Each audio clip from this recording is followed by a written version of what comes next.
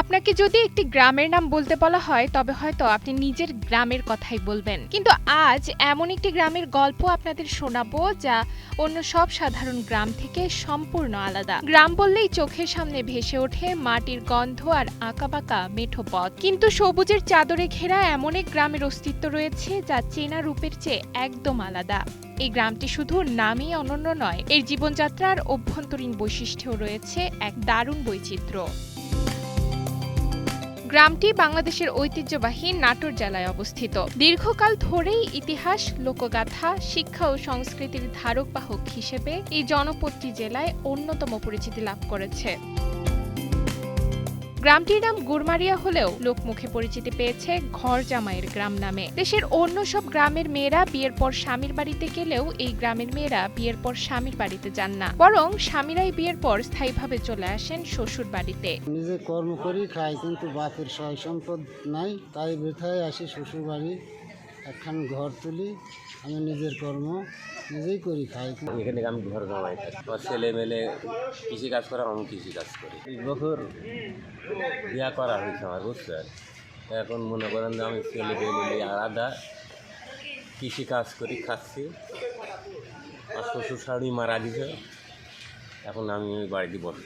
শুনতে অস্বাভাবিক মনে হলেও গ্রামটিতে 4 শতাধিক জামাই কনের বাড়িতে থাকেন। স্বামীদের এমন ব্যতিক্রমী বসবাস এখন অনেকের মধ্যে কৌতূহল সৃষ্টি করেছে। গ্রামের নাম গুরমারিয়া হলেও 4 শতাধিক ঘর জামাইয়ের স্থায়ী আবাস হিসেবে এটি এখন ঘর জামাইদের গ্রাম নামে বেশি পরিচিত। আমরা এই দেশের স্থানীয় ছেলেবেলে, তো আসলে আমার এই দেশে ঘর জামাই এত আছে, এটা ভুল।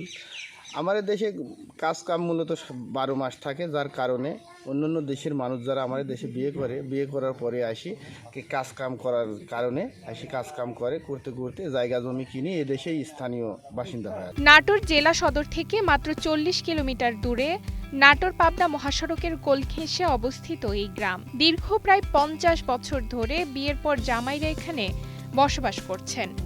তথ্য মতে এই গ্রামে ছেলে সন্তানের চেয়ে মেয়ে সন্তানের সংখ্যা বেশি, যার ফলে অনেক পরিবারের কন্যা সন্তান বাবা মায়ের দেখাশোনার দায়িত্ব নিয়ে থাকেন। বোন ভাগ্নে বিয়ে দিয়ে হলো কর্মজীবী সওয়াল দেখে। কর্মজীবী সওয়াল এখানে আসে আমাদের এলাকার পরিবেশ দেখার পরে এলাকা ভালো লাগে। কর্ম থাকাকালীন এই জায়গায় অনেক কর্ম 12 মাস, দীর্ঘ 12 মাসই কর্ম চলে। ওই ক্ষেত্রে এসে আমাদের এই জায়গায় হলো জামাইরা আশ্রয় নেয়। স্থানীয় ইউপি সদস্য জাহিদুল হক সেলিম বলেন, প্রায় সব গ্রামেই কম বেশি ঘর জামাই থাকার প্রথা রয়েছে, কিন্তু সাম্প্রতিক কিছু ইউটিউবারের অতিরিক্ত প্রচারণার কারণে গ্রামটি খবরের কেন্দ্রবিন্দুতে পরিণত হয়েছে। এই গ্রামে অনেক আগে থেকে পাবনা, সিরাজগঞ্জ, টাঙ্গাইলে অনেক লোক, নদী ভাঙাল, গাং ভাঙাল লোক এই দেশে আসি 20-30-40 বছর আসি বসবাস করতেছে। তবে সব দেশের দল দুই সাইডে ঘর জামাই থাকে, ও আমাদের গ্রামে 2 সাইডে থাকে, অন্য গ্রামেও থাকে। এখন অতিরঞ্জিত বাড়তি করে কিছু সাংবাদিকরা ঢালাভাবে প্রচার করতেছে ঘর জামাই গ্রাম। আসলে এটি গড়মাটি পূর্বসূত্রে গড়মাটি রানীনগর, তার পরবর্তী কাগজ কলমে আসলে গড়মাটি রানীবাড়ি মৌজা, গড়মাটি রানীবাড়ি, ছোটো রানীবাড়ি, বড় রানীবাড়ি, এরকম নামও আছে খুব। তো এখন কাগজ কলমে আছে গড়মাটি রানীবাড়ি। সেই হিসাবে ঐতিহ্য, পুরাতন ঐতিহ্য, রাজরাজার দেশ ছিল।